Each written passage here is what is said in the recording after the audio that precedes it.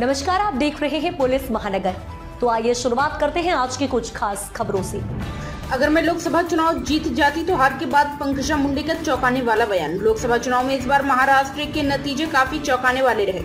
महाविकास आघाड़ी ने शानदार प्रदर्शन किया, जबकि बीजेपी वाली महायुति के प्रदर्शन ने सभी को हैरान कर दिया है।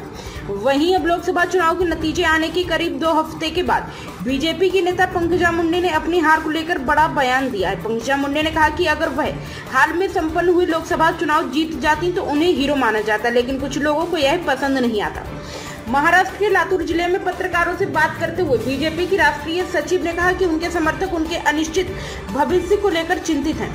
पंकजा मुंडे ने 2024 की लोकसभा चुनाव में बीड सीट पर राष्ट्रवादी कांग्रेस पार्टी शरद चंद्र पवार के बजरंग सोनवाड़े से 6,553 मतों के मामूली अंतर से हार गई। बीजेपी नेता ने कहा कि मुझे 6,07,000 वोट मिले, अगर मैं जीत जाती तो मुझे हीरो माना जाता, लेकिन कुछ लोगों को यह पसंद नहीं आता। मुंडे ने कहा कि 2019 के चुनाव हारने के बाद उन्हें 5 साल के वनवास का सामना करना पड़ा और हालिया हार के बाद अब उनके समर्थक उनके भविष्य को लेकर चिंतित हैं।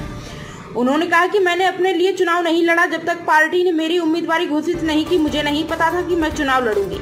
मुंडे ने कहा कि वह आगामी राज्य विधानसभा चुनाव के बाद अपनी अगली रणनीति बनाएंगी। गौरतलब है कि इस बार लोकसभा चुनाव में एनडीए का प्रदर्शन अच्छा नहीं रहा।